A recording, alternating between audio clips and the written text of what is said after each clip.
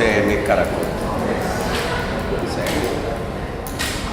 Bueno, ya vamos a poner a las 9:30, me llaman, pues espero haber terminado hace ratito esta primera parte de la charla.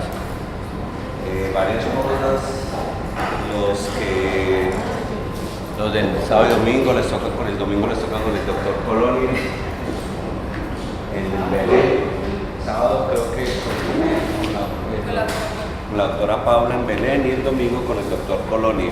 El domingo, como hay elecciones, cuadran con él la hora en que van a ir a votar. Si van a ir a votar, puede ser, no voten el voto.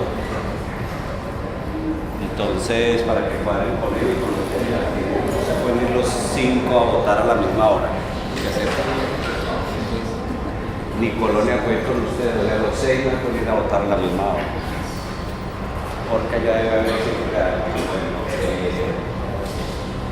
les sugiero que lleguen a las 7 de la mañana, revisen lo que haya que hacer y ya con él cuadran quiénes van a una hora y quiénes van a otra hora.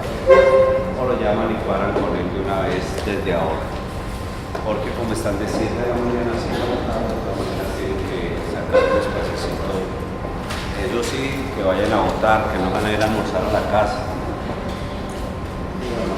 Voy a votar a la casa. Bueno, en 15 días es el parcial, son 50 preguntas, lo mismo de siempre, son 20 temas.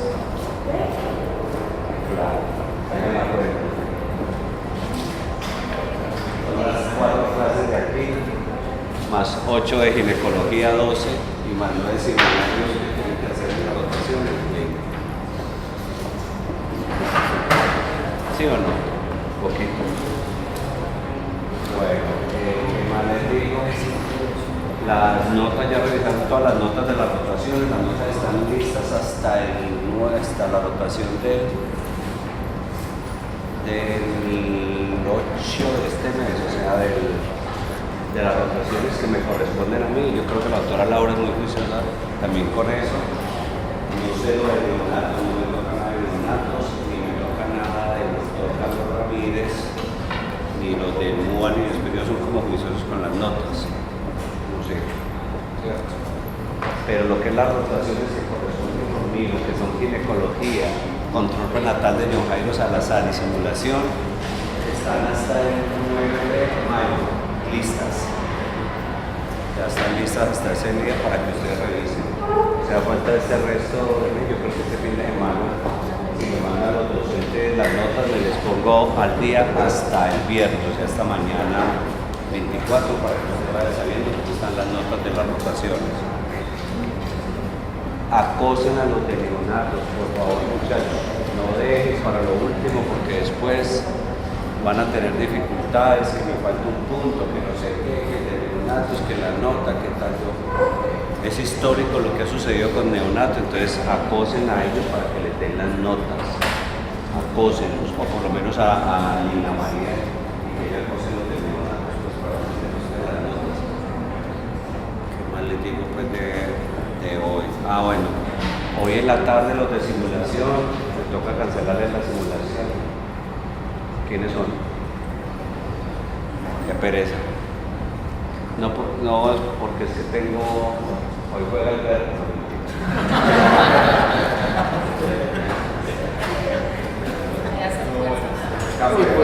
Muy bueno. Mejor equipo. ¿Cómo les fue con el impacto de ustedes ese día? No, ¿qué?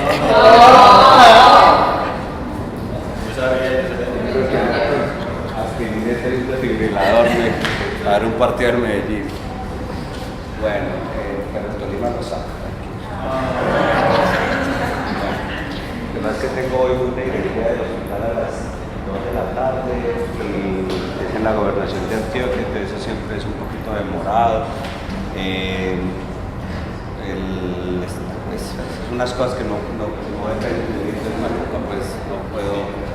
Miramos a ver si la podemos hacer de hoy en 8, que no tenemos programación, yo les aviso. De todas maneras es parto normal, se supone que ustedes ya atendieron partos normales, son duchos en eso y expertos, pero no creo que haya mucha diferencia. ¿qué más les digo yo de las cosas? El parcial va a ser de...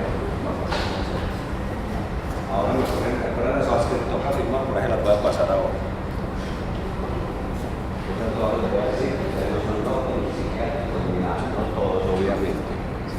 Algún psiquiátrico habrá. Bueno, entonces hoy vamos a ver esto nomás que era lo que les tenía que decir, más eso, las notas, acosen al otro.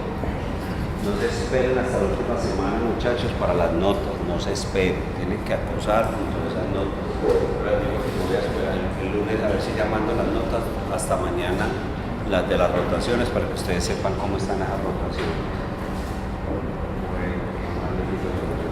Eso era más. En el caso de ustedes que de pronto no se pasen las notas son las que tiene la doctora Laura y la doctora Estela, ¿cierto? Hicieron la rotación del código rojo, ¿cierto? ¿Cómo le fue en el ortopedia? Listo. Ok, bueno, no, yo creo que era más. A mí siempre me dicen un montón de cosas que les digan a mí me olvidan.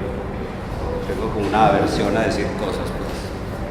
Bueno, vamos a empezar este tema. Son dos temas muy sencillos desde el punto de vista del médico general. No son tan sencillos desde el punto de vista del obstetra, pues del ginecólogo, que es una charlas ginecológicas.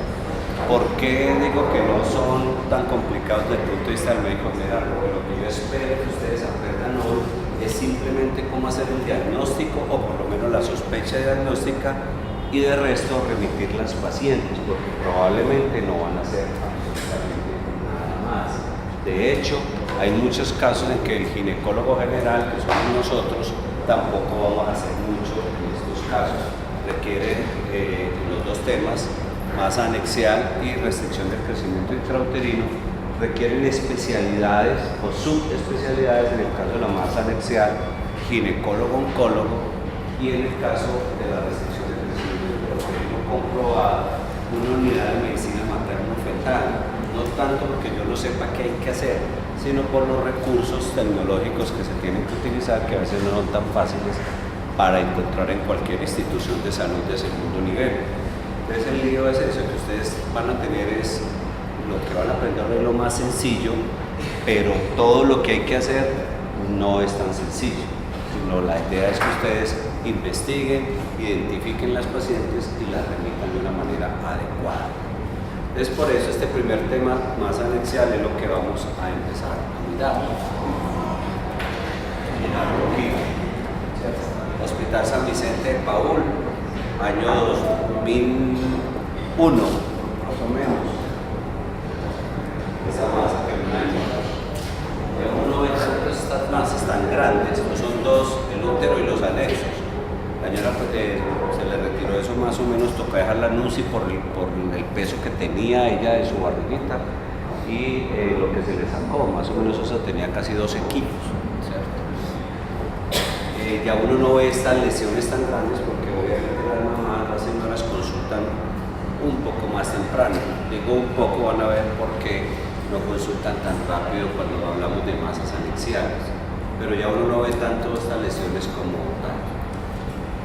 ¿Qué son los anexos? Los anexos incluyen obviamente pues, la trompa, los ovarios, esos son los dos principales, pero para algunos también están incluidos el ligamento ancho, que los que han entrado alguna vez en cesáreas o esterectomías, espero que el docente los haya mostrado cuál es el ligamento ancho, y se llama ancho porque es ancho. Pero la mayoría de nosotros los ginecólogos, desde el punto de vista práctico, hablamos que el anexo es simplemente las dos trompitas y los dos ovarios. Eso es el anexo en cada uno. Listo. ¿Qué es lo importante que ustedes tienen que saber? Y esto quizá es la diapositiva más importante que ustedes tienen que tener hoy. Saber si esa masa anexial tiene características de benignidad o tiene características de malignidad. Es decir, es un mísero quiste sin complicaciones o es un cáncer. Eso es lo que ustedes tienen que aprender a diferenciar hoy y eso es lo que vamos a hacer. ¿Listo? Entonces esa es lo más importante que vamos a hacer. Desde el punto de vista epidemiológico, los tumores benignos del ovario representan el 75% de todos los tumores, es decir, quiero decirles que la gran mayoría de los tumores de ovario, lesiones ováricas, son benignas, la gran mayoría, ¿cierto? Y en España, por cada 50 tumores benignos, hay un caso de cáncer de ovario. La incidencia de los tumores va aumentando a medida que pasa la vida, pero podemos decir que los benignos son de mujeres jóvenes, menores de 40 años. En cambio, los malignos son de mujeres adultas, especialmente después de los 50 años. Otro de los líos que tenemos con los tumores de ovario es ese que sale ahí. La gran mayoría son asintomáticos. Por eso la señora que tenía esas quistes tan grandes que casi nunca consultan porque inicialmente no tienen ningún síntoma. A veces los síntomas son muy inespecíficos, malestar, como bajito, sensación de distensión abdominal, y todos pasan porque son el colon, o porque es una duda de la señora, o porque es una inflamación, o cualquier pendejada, pero generalmente nosotros el cáncer y los tumores de ovario son asintomáticos. Ahí está el riesgo al nacer, que de 7 mujeres de cada 100.000 pueden presentar una neoplasia ovárica. De esas, 15% son malignos y el resto pues son benignos. El riesgo de cáncer ovárico en la vida es del 1.7% y aumenta pues obviamente a medida que aumenta la edad. Y lo que les decía, esta parte es la más también lo que tienen que tener en cuenta, la mayoría de los cánceres ováricos se diagnostican entre los 45 y 75 años. Ese es el punto del cáncer de ovario, realmente alrededor de los 50 años. Y la gran mayoría son asintomáticos, la gran mayoría, incluso en edad reproductiva. El cáncer de ovario es el 5% de todas las tumoraciones malignas de la mujer. Y es el tercer cáncer ginecológico, después de cuáles: mama, que es el primero, cervix, que es el segundo, y el tercero es el cáncer de ovario. Pero a pesar de que es el tercer cáncer ginecológico, la mortalidad por cáncer de ovario es altísima, 50%. ¿Por qué es alta la mortalidad de cáncer de ovario? Porque el 75% se diagnostican en estadios avanzados. ¿Y por qué se diagnostican en estadios avanzados? Porque son asintomáticos. Entonces, cuando ya dan síntomas y uno les hace el diagnóstico, les mete una ecografía o cualquier cosa, la paciente ya está en un estadio 3 o 4, que la sobrevida obviamente va disminuyendo en estos casos de los pacientes, ¿cierto? Entonces, mira que el cáncer, los masas anexiales son importantes para evitar la mortalidad. Ustedes ven ahora que en cáncer de mama hay muchas cosas para hacer y ya no se mueren las mujeres tanto como se morían hace unos 10 o 15 años. Pero el cáncer de ovario todavía no hemos logrado impactar que uno pueda decir diagnóstico precoz del cáncer de ovario, no lo podemos todavía definir. Y aquí está el pico de las lesiones benignas y las lesiones malignas. Las lesiones benignas son mujeres jóvenes, menores de 40 años, y las lesiones malignas, el pico está entre los 50 y 60 años. ¿Cierto? No quiere decir que una mujer joven no me tenga un cáncer de ovario, pero no son los más comunes para tener en cuenta dentro del diagnóstico diferencial. La mayoría de las mujeres menores de 40 años, los masas anexiales son benignas. Entonces, ¿qué vamos a hacer para hacer el diagnóstico o buscar un cáncer de ovario? Como todo en la historia clínica, pero la historia clínica es muy bizarra, es inespecífica, es poco clara, generalmente no nos orienta con alguna causa específica como tal. Deben ustedes saber que Cualquier masa anexial en las pacientes que tienen aquí el asterisco es anormal. Es decir, una lesión en los anexos en una paciente premenárquica, una niña de 1, 2, 3, hasta 9, 10 años, no es normal. Y una masa en la posmenopáusica tampoco es normal. Eso usted ya tiene que tener en cuenta que en estas edades, en estos grupos de edades, las pacientes tienen que tener una vigilancia o por lo menos una sospecha cuando ustedes diagnostiquen una masa en este tipo de pacientes. Y en la edad fértil no le colocamos porque la gran mayoría de las mujeres tienen masas que son 75 al 80% son benignas. Entonces, antes de los 10 años y después de los 50, en general, las mujeres con una masa anexial no son normales y ameritan una búsqueda para descartar un cáncer de ovario. Cuando uno tiene una masa anexial, siempre que tiene que tener en cuenta el diagnóstico es realmente si es una masa anexial o es otro tipo de masa. Es decir, es una masa de origen ginecológico o es una masa que viene de origen ginecológico, y ahí ustedes tienen la diferencia. No ginecológica, de origen gastrointestinal. Cualquier masa, un divertículo, un cáncer de recto, yo sé el pico de incidencia de cáncer de recto o de colon. Si es geniturario, obviamente que no esté embarazada y no cree que sea una masa, ¿cierto? Estamos hablando de las no ginecológicas. En la cavidad abdominal, el retroperitoneo. Todo eso hay que investigarlo porque a veces las masas anexiales se pueden confundir con otra patología no ginecológica. Y dentro de las masas ginecológicas hay que descartar todas estas, que no sea un mioma tipo 6, es decir, un subseroso del útero, que sea realmente ovárica, de las trompas o del paraovario. Del nacimiento hay unos lesiones que pueden quedar como remanentes alrededor de los ovarios y se llaman los quistes del paraóforo o óforo, doble O. Esos pueden dar también una masa anexial. Y dentro de las masas anexiales, mira todas estas que se pueden considerar en el diagnóstico diferencial. Hay una que es fisiológica. Puede ser, por ustedes que puede ser fisiológica en una masa anexial. Cuando ovula, ¿qué pasa cuando ovula? ¿Qué pasa con el ovario donde se produce la ovulación? El cuerpo lúteo. El cuerpo lúteo es el que produce la progesterona para sostener el embarazo las 2 primeras semanas. Entonces puede generar un quiste que es fisiológico.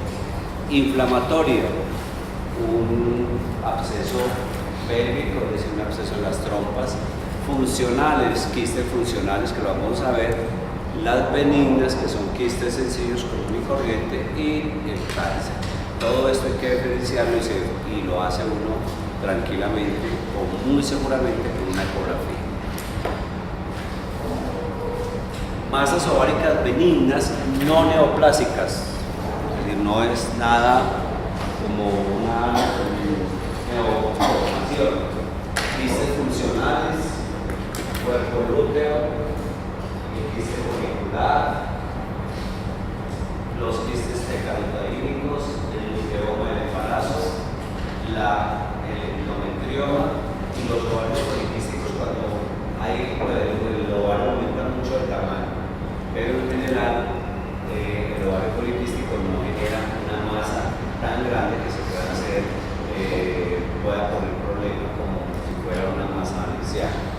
Los otros sí, foliculares, cuerpo lúteo, tecaroteínico, luteoma del embarazo y los endometriomas. Recuerden ustedes, siempre hay que descartar un embarazo ectópico. Las benignas, hay de 2 tipos, las quísticas y las sólidas. Todo esto es carreta, y van a ver ustedes ahorita que uno se aprende todas estas cosas y desde el punto de vista práctico, cuando vamos a hacer el diagnóstico, casi no tiene importancia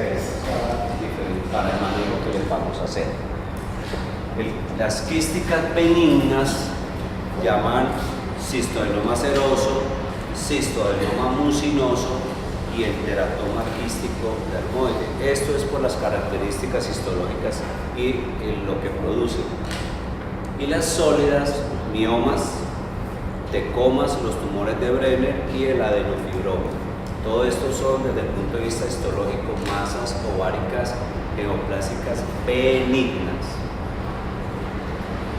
Y las bases del paraóforo, como les decía, son remanentes del desarrollo intrauterino.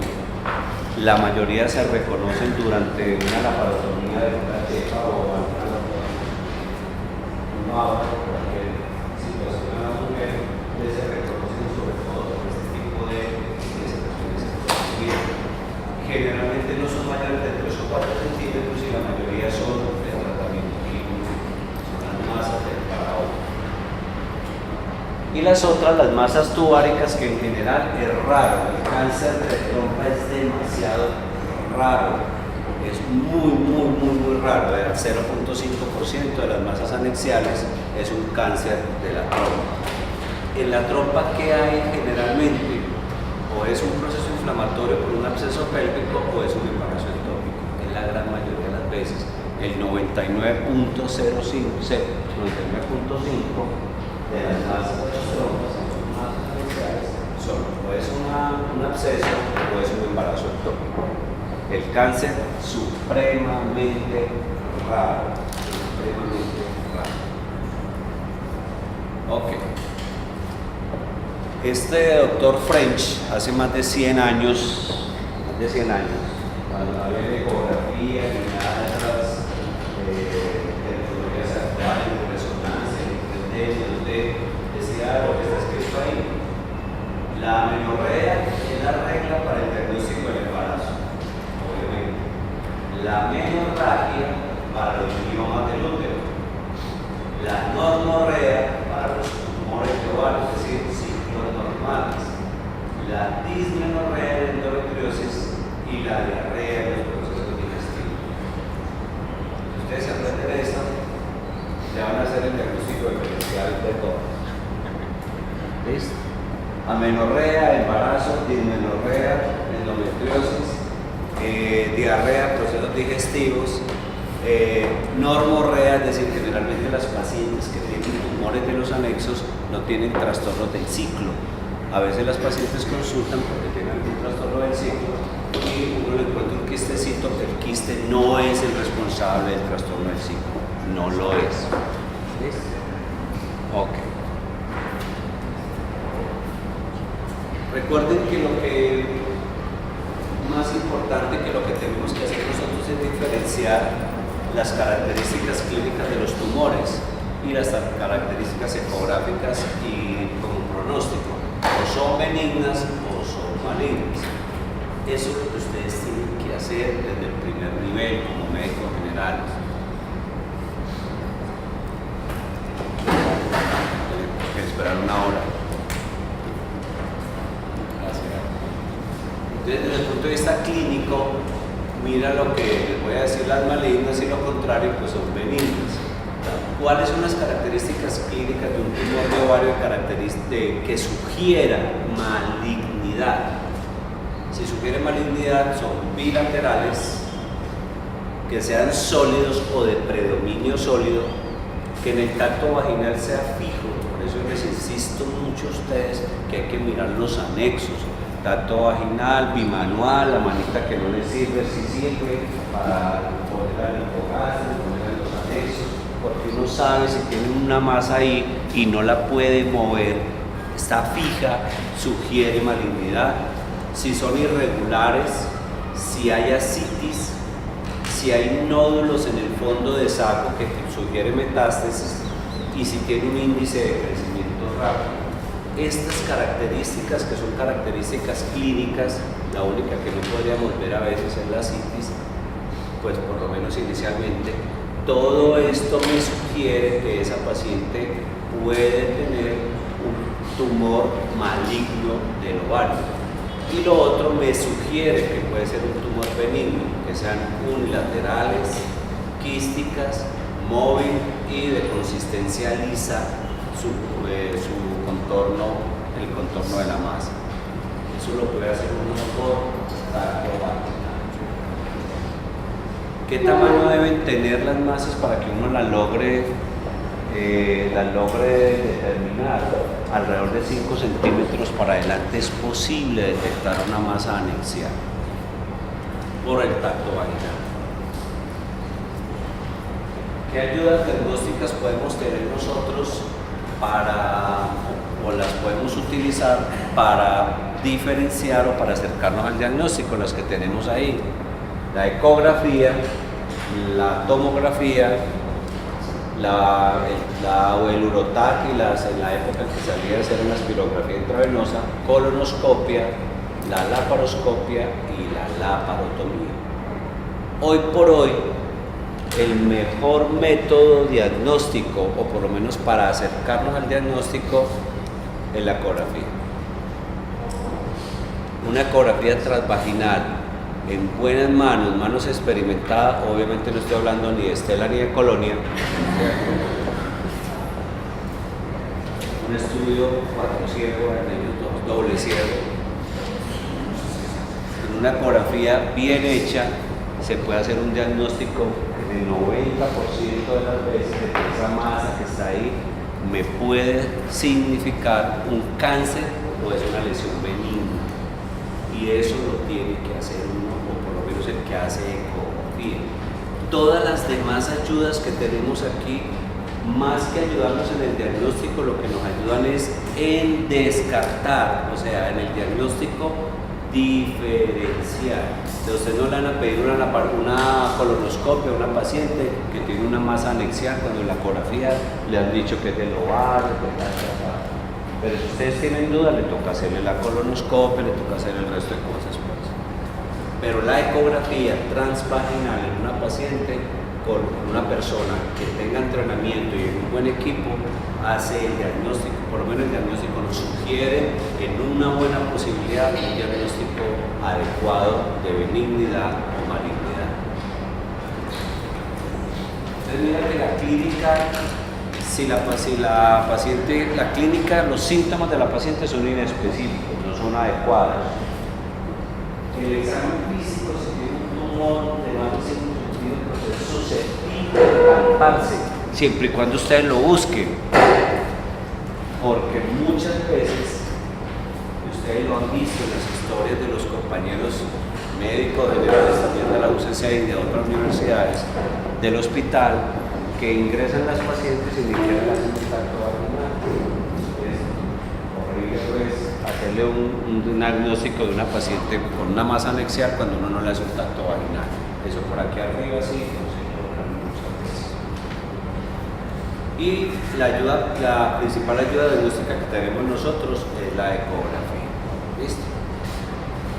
Marcadores tumorales, hay todos estos que están aquí, y ahí están, sobre todo referidos a qué cánceres especialmente están esos marcadores tumorales. El principal cáncer del ovario son los tumores de células epiteliales, el principal. Y los marcadores que están ahí básicamente buscan esos tumores de células epiteliales, excepto la alfa-fetoproteína y la fracción libre de la beta-HCG, se llama así, fracción libre de la beta-HCG. Pero estos tumores germinales son de las pacientes premenárquicas generalmente. Recuerden que dijimos que las mujeres premenárquicas y posmenopáusicas con una masa anexial no son tan normal. Entonces, si yo sospecho que es un tumor de las células germinales del ovario, entonces tengo que solicitarle como marcadores tumorales la alfa-fetoproteína y la proteína codínica fracción libre, así describe uno. Pero la gran mayoría de los cánceres que tenemos nosotros en el ovario es el tumores de células epiteliales. Y el marcador tumoral que ha sido más consistente para ayudarnos es el CA125. CA125. Por eso no es adecuado, se lo he dicho a los compañeros pero no entienden, ya uno cuando es viejito no entiende. Y desde que ella me enseñó a mí, yo era interno cuando ella era ginecóloga, internado, 5 de médico, 3 de obstetricia, y ella ya era ginecóloga. La conservadita. Bueno, si uno viene a ver nada, uno se va a conservar. Me tomo una cerveza, yo creo que le tomo 2 tragos de cerveza y la emborracho. Bueno. Entonces a veces los compañeros ginecólogos incluso piden de marcadores tumorales todos, sea 125, alfa-fetoproteína, el antígeno carcinoembrionario, esos no están indicados como ayudas adecuadas si lo que yo estoy buscando es un tumor de células epiteliales. ¿Cuál es el marcador que nos ayuda? El CA125. Los otros tienen muy mala sensibilidad y especificidad para buscar tumores de ovario. Pero mira lo que hace, y esto es así de claro en la literatura. El CA125 no me hace diagnóstico. ¿Por qué? Porque es inespecífico, tiene muy baja sensibilidad. El CA125 se altera en un montón de patologías que ustedes ya conocen, la emergencia erosional sobre masas iniciales, de algunos compañeros intensos en otras rotaciones. No hace diagnóstico el CA125 porque se puede elevar en muchas patologías benignas. Se eleva en endometriosis, se puede elevar en tuberculosis pulmonar y abdominal, se puede elevar en todos los procesos reumatológicos, es decir, pacientes con Sjögren, pacientes con artritis reumatoidea, con lupus, todo eso se puede alterar. E incluso pacientes en postoperatorio de la anatomía elevado al CA125. Entonces la sensibilidad y la especificidad es muy mala. Lo que sí sabemos es que si está elevado en pacientes menores de 50 años, la posibilidad de cáncer es menor del 25%, porque ya dijimos que el cáncer ovárico es poco común en las mujeres menores de 50 años y que en ese grupo de edad las pacientes son la mayoría de los tumores benignos. Pero si el CA125 está elevado en pacientes mayores de 50 años, se correlaciona con cáncer ovárico en un 80%. Entonces nos ayuda, pero ustedes tienen que tener en cuenta eso. No es lo mismo pedirle un CA125 a una mujer con una masa anexial a los 30 años que pedirle un CA125 a una paciente con una masa anexial a los 60 años. No es lo mismo. Listo. Entonces lo que sí sabemos, lo primero es esto, no me hace diagnóstico. Es útil para el seguimiento en las patologías malignas de ovario. ¿Por qué es útil para el seguimiento? Porque a la paciente le tenemos un diagnóstico de un cáncer de ovario, la operamos, lo que haya que hacer de radio, quimio, lo que tal, y ese paciente se hace un seguimiento con el CA125 para ver que no hay una reactivación del carcinoma que tenemos. Entonces no nos sirve mucho, pero siempre lo pedimos. Los otros dos marcadores, el antígeno carcinoembrionario y el alfa-fetoproteína, no nos ayudan mucho en mujeres ya en edad reproductiva y menopáusicas. Desde el punto de vista ecográfico, esto es lo que tienen que decir todos los que hacen ecografía. No simplemente hay un término que ustedes van a ver en las ecografías que dice masa compleja en el ovario. Eso no existe. Y en la última reunión de consenso de una sociedad, que ya les digo cuál es, se definió que no se debía decir masa compleja del ovario.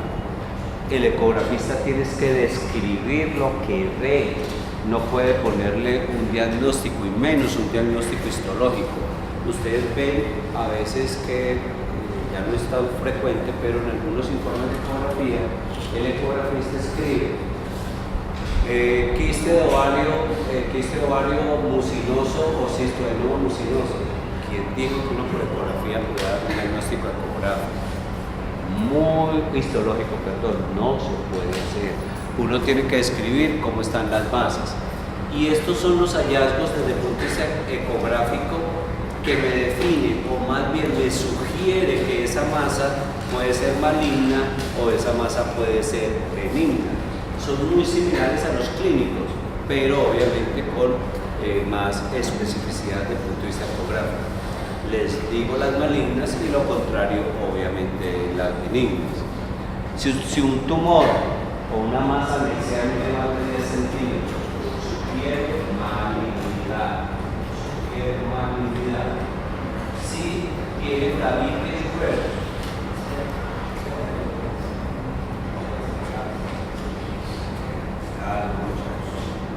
si tiene malignidad, si tiene tumor, tabiques gruesos, ya le respondo a la pregunta. Si tiene tabiques gruesos, sugiere malignidad. Si la consistencia es sólida, sugiere malignidad. Si los bordes son irregulares, sugiere malignidad. Si son bilaterales, sugiere malignidad. Si tiene ascitis, si tiene papilas externas y tiene adherencias o están fijos, todas estas cosas me sugieren malignidad. Y aquí me falta una, que es el estudio Doppler. Si al Doppler, ustedes saben que en el Doppler lo que se mira es, lo que se revisa es el flujo que va por esa masa. Si hay abundante cantidad de flujo y flujo de alta velocidad, quiere decir que hay muchos pasos, y esos pasos sugieren que es un tejido que está aumentando mucho su número de células y nos sugiere malignidad. Y los compañeros me dicen que en una guía decía que los tumores mayores de 6 centímetros sugerían malignidad, ya les aclaro ese tipo de cosas. ¿Listo? Entonces estas cosas, todo lo contrario, me sugiere que es benigno. Pero mira lo que les he insistido la palabra, sugiere, porque la ecografía no me hace diagnóstico histológico. Yo tengo que sacar esa masa, mandar la patología y que me diga el patólogo, ¿eso es un cáncer o no es un cáncer? Pero si yo tengo una mujer joven, digo yo 23 años, masa anexial de 6 centímetros, predominante quística, unilateral, sin septos ni papilas, no tiene excrescencia, no tiene ascitis, no tiene nada más, y le pongo el Doppler y casi no tiene flujo, le pido un CA 125 y el CA 125 me da normal, yo le puedo decir a esa señora que probablemente esa masa anexial es benigna. ¿Sí o no?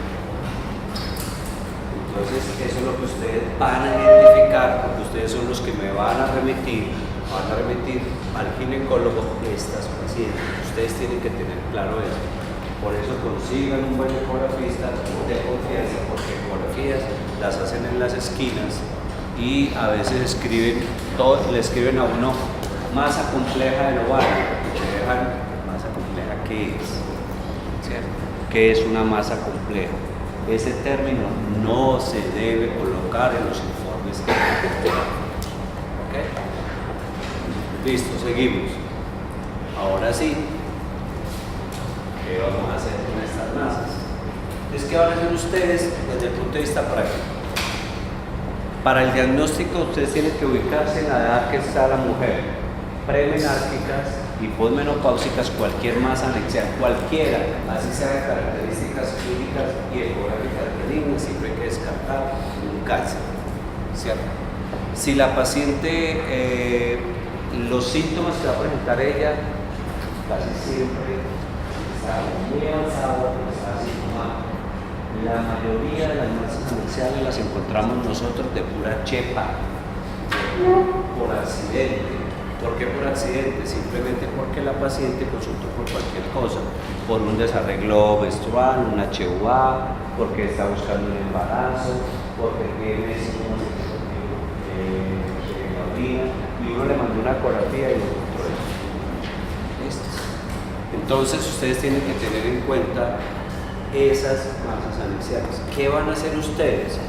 Ustedes siempre tienen que tener, ustedes, cuando digo ustedes es el médico general, es diferenciar si esa masa es benigna o esa masa es maligna, siempre, desde el punto de vista clínico y desde el punto de vista ecográfico. ¿Qué examen le tendría yo que mandar a esta paciente que estoy sospechando una masa anexial? Básica, ecografía. Si la paciente ha tenido relaciones, siempre transvaginal, y si no ha tenido relaciones pélvicas o vejiga llena o transrectal. La transrectal es lo mismo que la transvaginal, lo que pasa es que no está muy bien popularizada entre nosotros porque pues no a todo el mundo le gusta que le hagan una ecografía por el recto. Nadie la recomienda, ningún médico la hace, pero cuando las mujeres son vírgenes se puede transrectal. ¿Okay? Entonces, primer examen, la ecografía. ¿Qué otro examen le podría hacer a esa paciente para ayudarme en el diagnóstico? El CA-125 puede ser. Como, y si ya ustedes sospechan el resto de cosas, hay que buscarlo más por descartar otra patología que porque sea una masa anexial. Siempre en la reproductiva pedirle la beta-HCG quantitativa, siempre. Si la paciente tiene sintomatología digestiva, hay que pedirle la colonoscopia, que no son divertículos, sobre todo si son en edad más avanzada. Okay. Supongamos que la paciente ya le hicimos todo y definimos que es una masa anexial. Si tiene características clínicas de benignidad y ecográficas de benignidad, y si está en edad reproductiva de 10 a 50 años, 10 a 40, 10 a 50 sobre todo, y es menor de 6 centímetros, y el ecografista les dice a ustedes es cíclica, que es unilateral, que no hay asitis, que no tiene adherencias, que hay doble de baja velocidad y bajo flujo, esa masa se puede observar por 4 o 6 semanas, él dice, pero ahora las observamos entre 8 y 12 semanas. La HPV es 8 y 12 semanas, es decir, 2 a 3 meses.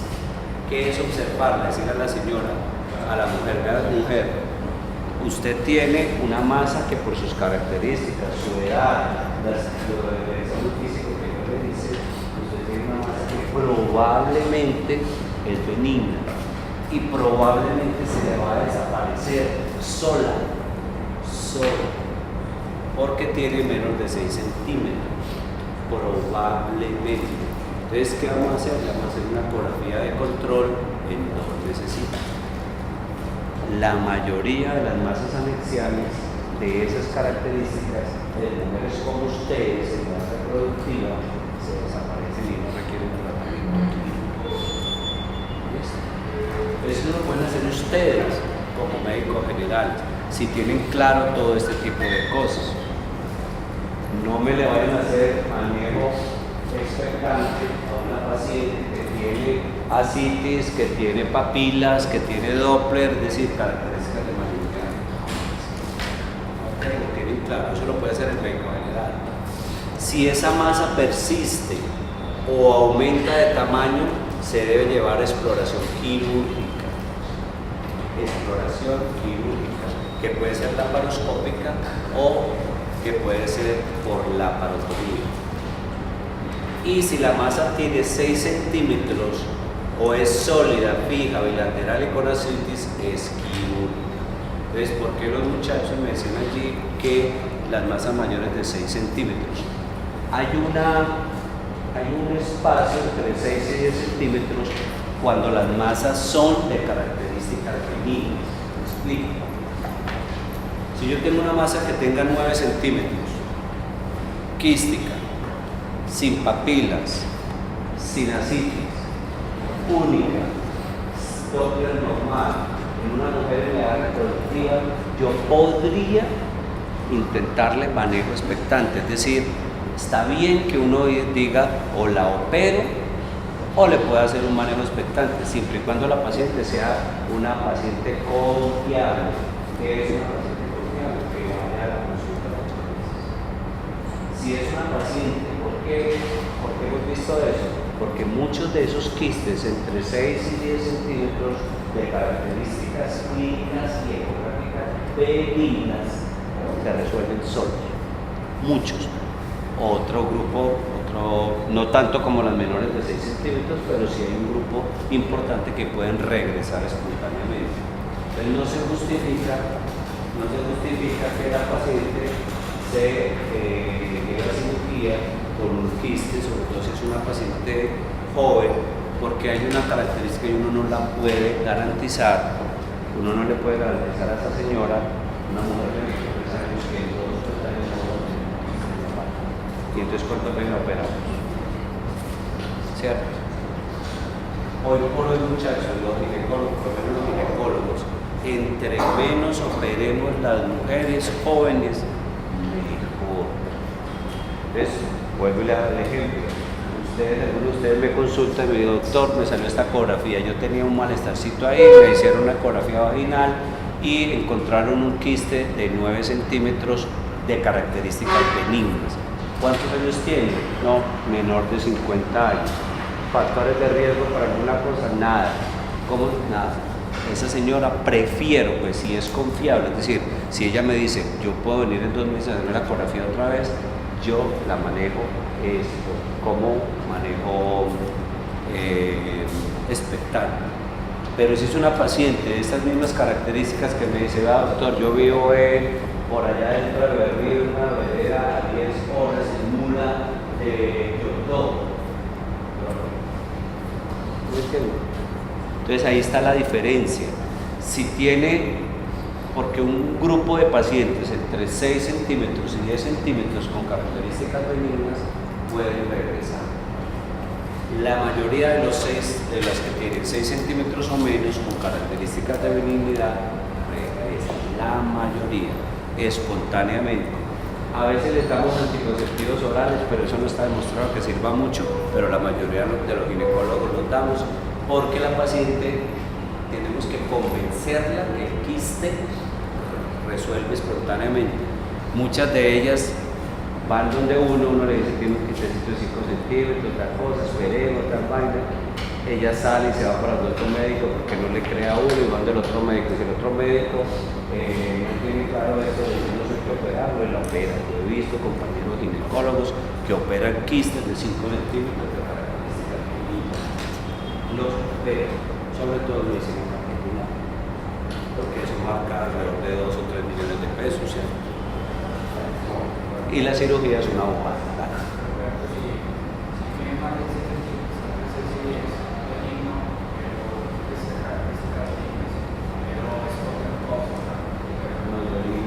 Las posmenopáusicas no es normal eso. Aunque vea como es que estas puntuales es muy teso decirlas porque no les puedo dar a ustedes las cosas en casos puntuales. Hay pacientes posmenopáusicas que tienen quistes pequeños, 5 o 6 centímetros, posmenopáusicas, 60 años, 65 años, características benignas, sea 125 normal, no la operamos, pero le hacemos seguimiento. Si el tumor aumenta o me cambia las características, las operamos. ¿Qué es cambiar las características? Que la vez pasada era quístico y ahora le vemos un septo. Ya no, ya las operamos. Pero muchas, hay un septo, yo lo tengo en la clínica, si tengo 5 años, tiene 70 hoy, ¿cierto? Hace poquito le hice la ecografía, por ahí 1 o 2 meses. Tiene un quistecito como de 6 centímetros. Quistecito, quiste, no tiene papilas, no tiene asitis, no tiene nada. Que la lleva ahí está, el quiste lleva 5 años, pero no es lo común porque es una posmenopausia. Uno es con el riesgo, si la saco o no la saco. Entonces, ¿quién asume el riesgo? Yo lo estoy asumiendo. La señora de pronto se le sale un cáncer en 1 año me puede matar, pues que me haga ese quiste. Entonces, ¿yo qué le hago a ella? Yo le hago a ella ecografía cada 6 meses o cada año, y sea 125 cada 6 meses o cada año. Todos han estado normales, la señora está bien, porque la va a operar. O sea, pero eso no se lo puedo decir a ustedes como generalidad, porque eso es una decisión que yo tomo con la paciente. Yo le digo, vea, en la posmenopáusica la posibilidad de que sea un cáncer aumenta. Ese quiste que usted tiene ahí, las características clínicas son de benignidad, pero yo no le puedo descartar un cáncer. Yo le hago el CA 125 y me sale normal, pero eso no me está diciendo que no tengo un cáncer. Usted quiere que yo le haga un seguimiento para evitar hacerle una cirugía. La señora me dice, sí doctor, yo vengo tranquilo, se la llevo. ¿Sí? Hasta ahora en 5 años no le darle un cáncer, pero puede tener.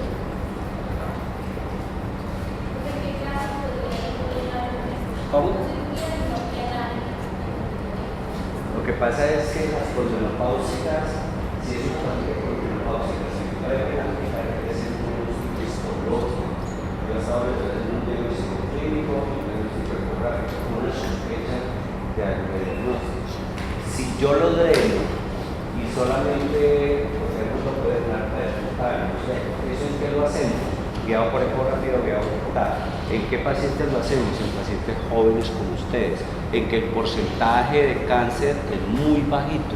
Pero si es una posmenopáusica como la que yo les estoy diciendo, no por una cosa, es si yo meto una aguja y rompo el quiste, y si es canceroso, la forma como se disemina el cáncer ovárico es por continuidad. Entonces lo paso de un estadio que puede estar 1B o 2A a un estadio 3C inmediatamente, porque lo tiro células cancerosas al peritoneo. Entonces por eso en las mujeres premenárquicas o posmenopáusicas no les hacemos drenaje.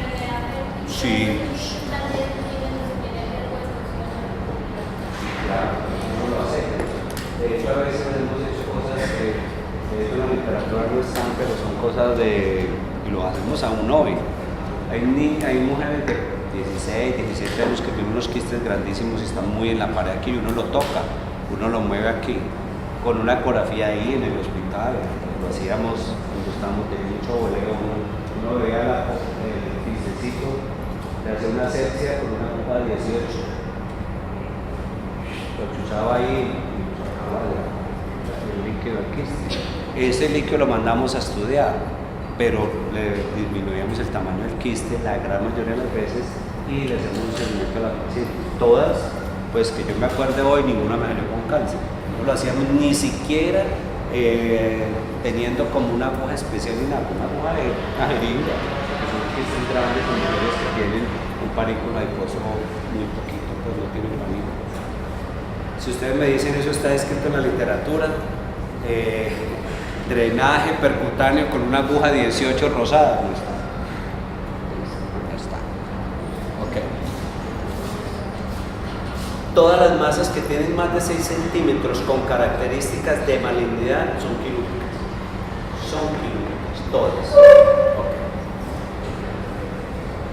¿Qué otras indicaciones de intervención? Mayor de 6 centímetros, la que se observó durante 8 a 12 semanas, no 6 a 8. Me olvido siempre arreglar eso, que no regresan, esas quirúrgicas. Sólidas, todas son quirúrgicas. Vegetaciones o papilas quirúrgicas. Toda masa anexial con diámetro mayor de 6 centímetros con las salvedad que les estoy diciendo es quirúrgica. La que presenta ascitis quirúrgica.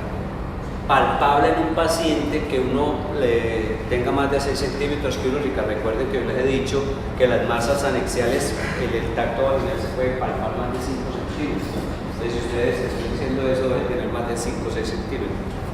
Masa anexial en premenárquicas o posmenopáusicas quirúrgicas. Y ante la sospecha de una torsión o ruptura, son quirúrgicas, todas.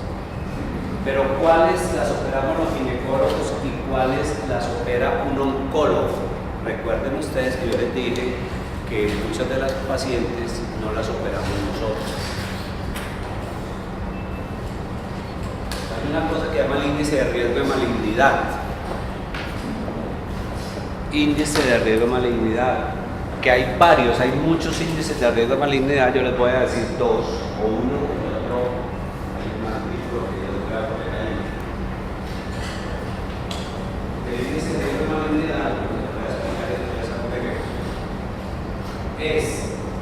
Incluye estas 3 cosas. U significa el hallazgo de la ecografía, el ultrasonido. M si la paciente es premenopáusica o posmenopáusica, y el CA es el valor absoluto es decir, el valor que nos arroja el CA 125. Recuerden que el punto de corte del CA 125 es 35. punto de corte del CA125. Es que ese índice de riesgo de malignidad lo que está haciendo. Si estas características ecográficas, si no encuentro ninguna que me diga malignidad, lo punteo con 0. Si encuentro una, le pongo un punto, y si encuentro dos o más, le pongo 3 puntos. Si es premenopáusica, le pongo un punto, y si es posmenopáusica, le pongo 3 puntos. Y el valor absoluto que se hace 125, ¿por qué hacemos eso?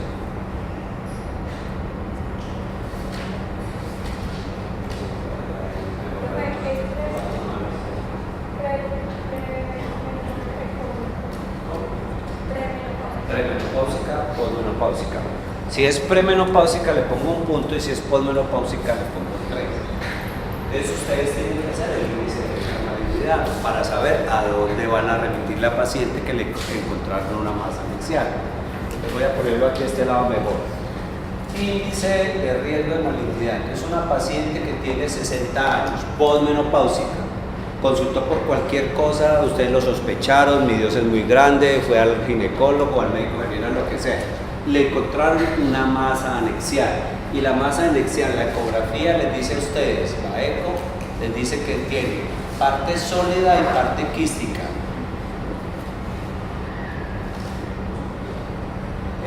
Son bilaterales. Y ¿qué más? Sólidas bilaterales y que tienen papilas. ¿Listo? Es una paciente de 60 años que hace 2 años dejó de menstruar. El índice de riesgo de malignidad de esa paciente es ¿cuál? Es el hallazgo ecográfico U arriba dice ultrasonido. ¿Qué puntaje le pongo? 3. Porque tiene 2 o más características de todas las que vimos, no solamente estas que hay ahí, sino todas las que vimos de características de malignidad. 2 o más me da un puntaje de 3. Por si es posmenopáusica o posmenopáusica. Por 3 porque es posmenopáusica, ¿cierto? Por 3. Y le hice el CA125 y le dio 90. ¿Cuánto a eso? 810. ¿Cuánto? 810. Pongámoslo más bajito el CA primero. Ese ya es para no mentir, así. Índice de riesgo de malignidad 810. Entonces resulta que la literatura dice que si tiene menor,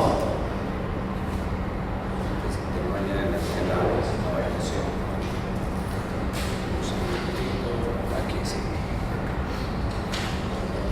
menor de 25, esto es del grupo de trabajo del Royal College, y dice, si el índice de riesgo de malignidad es menor de 25, se puede hacer observación o laparoscopia, porque el riesgo de cáncer es menor del 3%.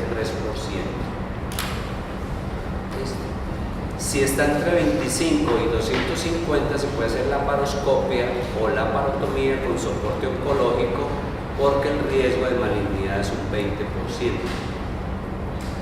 Si tiene mayor de 250 debe ser operada por un oncólogo porque el riesgo de malignidad es del 75%.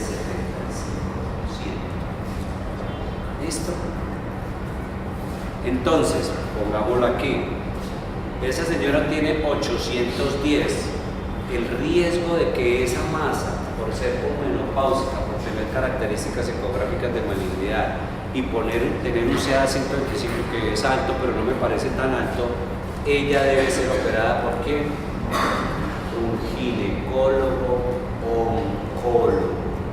¿Por qué razón? ¿Por qué no la operó? ¿Por qué no la espera Estela? Pues aparte que no sabe nada de esto, pero ¿por qué no la debe operar? Ella.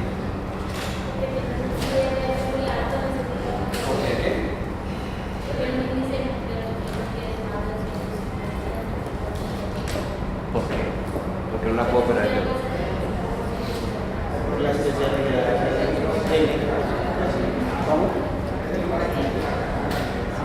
Porque estas pacientes hay un concepto en ecografía, porque hasta aquí, cuando yo le hago, mira que si yo le hago el índice de riesgo, yo no tengo el diagnóstico histológico de cáncer.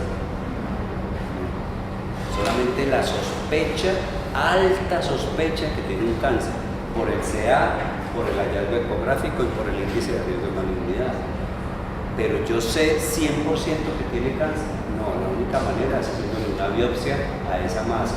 Entonces, en oncología ginecológica hay una cosa que se llama el enfoque o criterio oncológico para las masas anexiales.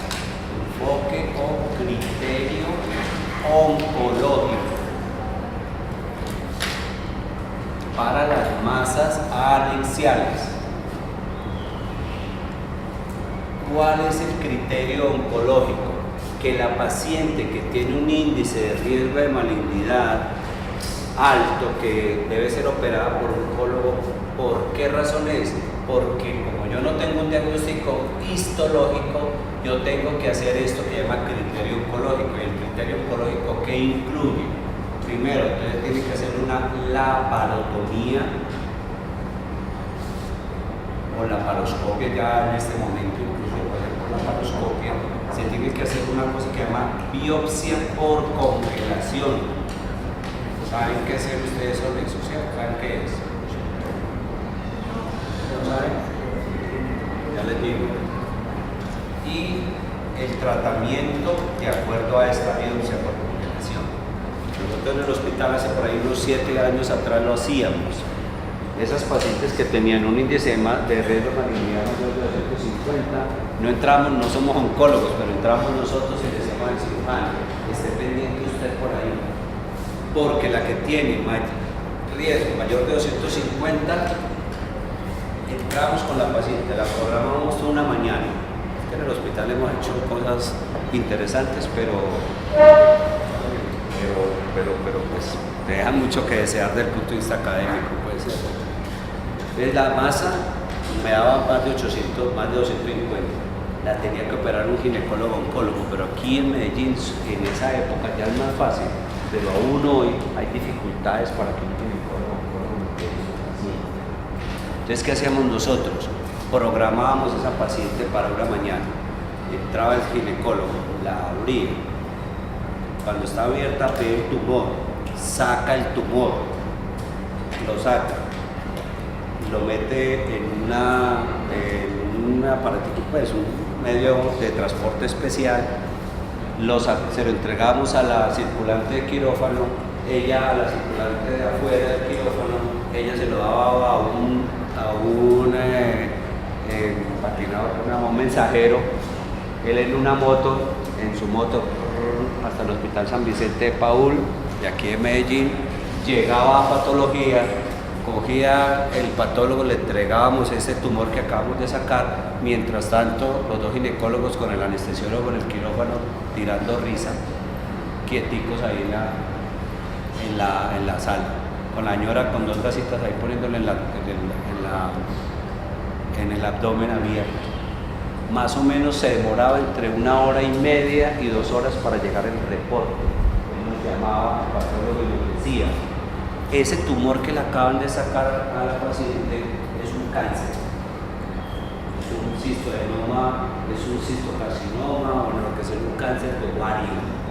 Cuando me decían que era un cáncer de ovario, yo tenía que seguir la cirugía y le teníamos que hacer lo siguiente: anexo histerectomía, es decir, ya le había sacado un tumor y ahora tenía que sacarle el útero y el otro ovario y la trompa. Anexo histerectomía. Le tenía que hacer apendicectomía. Le tenía que hacer omentectomía. Todo esto lo hacíamos los ginecólogos, hasta ahí. Pero también le teníamos que hacer vaciamiento ganglionar. ¿Y qué ganglios? Los que estaban en la aorta, los periaórticos y los de las arterias hipogástricas. Y esto es lo que necesitaba que lo hiciera el cirujano. porque esto nos daba físico temor. Ustedes lo que es, los ganglios no se ven, a veces son chiquitos. Entonces uno coge ese tejido que es como una telita de los vasos y lo va levantando y uno va cortando y va pegando todo eso. Ustedes se imaginan donde yo le doy un tijeretazo a la vaca, ¿cierto? Entonces estos cirujanos en esa época, el doctor Rojas, Luis Fernando Rojas, era el que entraba con nosotros, con otro que estaba, que ahora está en el general, los cuchos, los viejos, decíamos eso, y nos metíamos a hacer nosotros estas cosas. Obviamente ustedes imagínense lo que era el camillero, mensajero, era una cirugía que duraba toda la mañana, de la cual por lo menos 2 horas nosotros en el quirófano esperando el reporte telefónico de la biopsia por confirmación. ¿Por qué? Porque si yo entro y le saco solamente el tumor, cierro la paciente, la mando a la patología y a los 15 días me dicen lo normal, era un tumor de ovario, toca volver a operar para hacer eso. Eso se llama criterio oncológico. Entonces en los sitios, los ginecólogos oncólogos, ellos ya tienen montado todo eso. Entonces en San Vicente, cuando uno manda a una paciente y le dice, vea, el índice de riesgo de malignidad me dio para que me lo opere un ginecólogo oncólogo, ellos la programan, ahí la biopsia por congelación, pero ya llega en 30 minutos la biopsia, están ahí y twin le hacen todo lo que tenga que hacer, ellos lo hacen.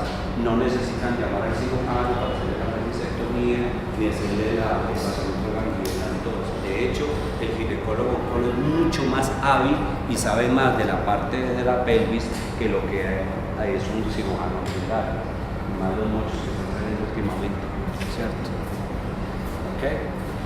Si nosotros en cirugía de esa paciente que les cuento, le sacamos el tumor, mandamos al mensajero, a las 2 horas me llamaba el patólogo, que teníamos un patólogo allá en el San Vicente, bacán. El mando llamaba, no, eso es un endometrioma o es un quiste benigno. Cerramos la paciente, se terminó. ¿Listo? Entonces, por eso esa paciente que tiene un índice de riesgo de malignidad mayor de 250 la tiene que operar un ginecólogo oncólogo hoy. La que me da el índice de riesgo de malignidad entre 25 y 250, aquí dice soporte oncológico. ¿Qué es soporte oncológico? Que si yo me encuentro algo raro en cirugía, que pronto veo 2 bolitas por allá en el epiplón y yo sospecho que es un cáncer, me toca llamar al ginecólogo oncólogo para que él me diga qué hay que hacer. Entonces tiene que ser una institución donde haya ginecólogo oncólogo por ahí afuera que yo no pueda llamar. Se llama soporte oncológico. Entonces, en general, si la paciente me da después de 25, la paciente ya tiene que ser evaluada por algún ginecólogo oncólogo. Moraleja de esto, aquí en nuestro país, en Medellín, si hay una masa anexial con algún criterio de malignidad, pues es sólida o es bilateral o tiene alguna papila, tiene excrescencias, tiene alguna cosa, toca remitirla a un sitio donde haya ginecólogo o oncólogo, porque en el hospital podríamos operar a esa paciente, no hay ginecólogo. De hecho, muchas veces nos ha tocado, nos ha pasado cosas, no muchas veces, pero es que de puros aventados no conseguimos la paciente que nos la remitan a ginecólogo oncólogo, le hacemos un CA 125, nos da un índice de riesgo de malignidad como de 50, 70, es una paciente joven, 40, 45 años, nos metemos a cirugía, le sacamos la masa, la mandamos a patología y cuando ella viene a revisión, cáncer de ovario. Nos toca decirle a la señora, tiene que irse al ginecólogo oncólogo que la tiene que volver a programar para hacerle todo, absolutamente todo otra vez. ¿Listo? Entonces por eso hay que hacer el índice de riesgo de malignidad, entonces ustedes se lo pueden hacer, porque ustedes no se justifica que me la manden primero a mí. Si usted ya le hicieron la ecografía, le hicieron el 125, todo eso, es una masa que pinta para un cáncer, no me la manden a mí, ¿yo qué voy a hacer? Fíjense, el compañero me la mandó para mí, le voy a copiar todo lo que me le escribió en la historia y se la mando al ginecólogo oncólogo. Eso es poner a voltear las pacientes. ¿Listo? ¿Ok? Bueno, les pongo otro ejemplo, paciente premenopáusica, o sea, una paciente de 30 años que tiene una masa sólida, solo una masa sólida, y es bilateral, o sea, dos masas, tiene 30 años y el CA125 le dio 15. Es 15, entonces le da 3 por este lado, ¿cierto? Más 1 que es premenopáusica por 15, ¿cuánto le da este? 46. Esa paciente, ¿por qué da 3? Porque es sólido bilateral. Sí. Una mujer de 23 años. Me guardo aquí.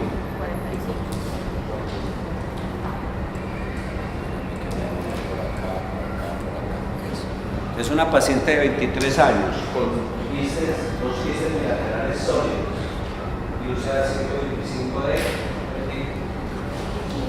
15. ¿Cuánto les da? 45. Mira que yo la podía operar con soporte oncológico. Riesgo de malignidad 20%. Pero en esos pacientes jóvenes casi siempre esos quistes bilaterales salen como triomas, que puede semejar una masa sólida. Entonces ustedes son los que definen qué hay que hacer. Eso lo pueden hacer ustedes como médico general. Si ya no saben, si no les da para más, pues la cabecita puede venir a la ¿ok? Pues el primero orientarse, no sea cortado, no es muy bueno, hay muchos detractores de este índice de riesgo de malignidad, pero sepan ustedes que no, que existe. Hay otro índice,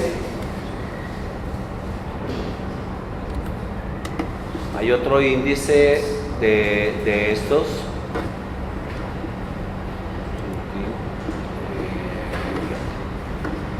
que es este, que es más nuevo. El índice de riesgo de malignidad, ustedes lo ven ahí en qué fecha está, y es de grupo de NICE, es de Instituto de Excelencia del Reino Unido, de Royal College, y este es un combo de gente que se reunió, lo mismo que hacen cuando hay tanta diferencia, oncólogos, ginecólogos, cirujanos generales,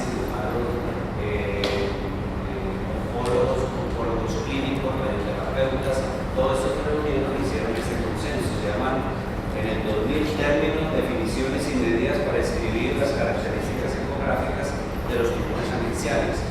Consenso del IOTA, International Ovarian Tumor Analysis. IOTA.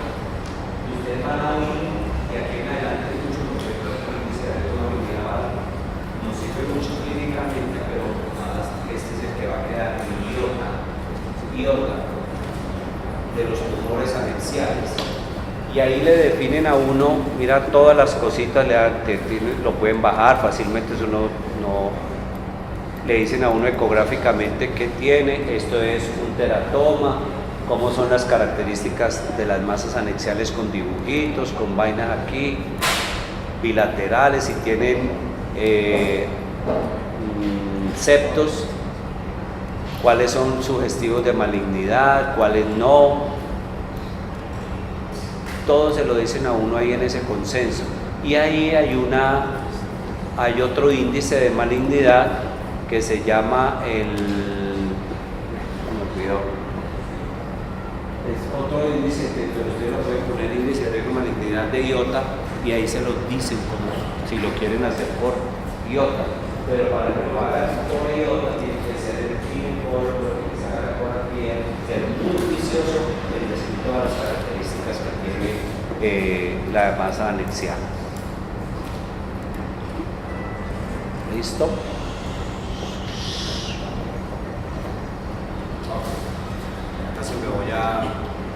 En general, quistes ováricos con las posmenopáusicas sea 125, hay que hacerle sea 125, hay que hacerle un índice de riesgo de malignidad. Si me da bajo riesgo, es un quiste simple menor de 5 centímetros, sugiere hacer eco y sea 125 cada 4 meses. Mira que a pesar de que la posmenopáusica yo podría decir que cualquier quiste es sugestivo de un cáncer, si nos da ecográficamente un buen ecografista y una un CA125 normal y yo le puedo hacer seguimiento, pero usted no lo hace. Ustedes me hacen el manejo, el diagnóstico, la remisión y solamente pacientes que tienen enfermedad reproductiva. Las pacientes premenopáusicas y posmenopáusicas que la decisión la toman. Listo. Porque es que ya les he dicho que la paciente posmenopáusica no es normal un quiste. Si el índice de riesgo de malignidad en esta posmenopáusica me da alto, la parotomía o la paroscopia, moderado, perdón, y si es alto riesgo, la parotomía. ¿Cuándo hacer cirugía? Si aumenta o cambia la morfología de este quiste en la posmenopáusica. Y este está sencillito, es la masa anexial, toda la masa anexial. Premenopáusicas y posmenopáusicas. Criterios, la premenopáusica, criterios ecográficos de benignidad menor de 5 centímetros, hacer una eco a los 4 meses, se resolvió, alta, lo que les digo que ustedes pueden hacer. Si está de 5, de 6 a 10, 5 aquí va a poner este autor, pero en general es de 6. De 6 a 10 se puede realizar tratamiento o observación y si persiste o crece la parotomía, si es premenopáusica con criterios de eco para malignidad, hay que hacerle los marcadores tumorales, sea 125. Si son normales, yo le puedo hacer control ecográfico y con los marcadores. Si persiste o crece la parotomía, si tiene criterios de malignidad premenopáusicas, marcadores tumorales elevados, la parotomía. En la posmenopáusica, marcadores tumorales elevados, la parotomía normal es lo mismo la anterior, menor de 5 centímetros, se puede hacer seguimiento. Yo que les aconsejo a ustedes, siempre intenten hacer el diagnóstico, aclaren si es benigno o maligno, sugestivo de maligno o maligno, de benigno o maligno, hágale al CA125. Si todo me orienta que es benignidad menor de 6 centímetros, hagan un control a los 2 meses. Si persiste o aumenta, remisión. ¿Listo? Pero mira que todos ustedes lo tienen que tener claro frente a lo que hay que hacer. ¿Qué preguntas tienen, muchachos? Nada. Comida. Recuerden, muchachos, que se van a comer, me botan la basura en el verde, me regañaron hace 15 días por ustedes.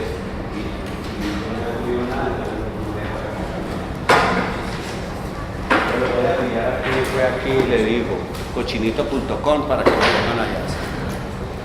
¿Qué más les digo? Nos vemos a las 10 porque ya voy a aparecer en una entrevista de 20 minutos. Les diré dónde salgo, creo que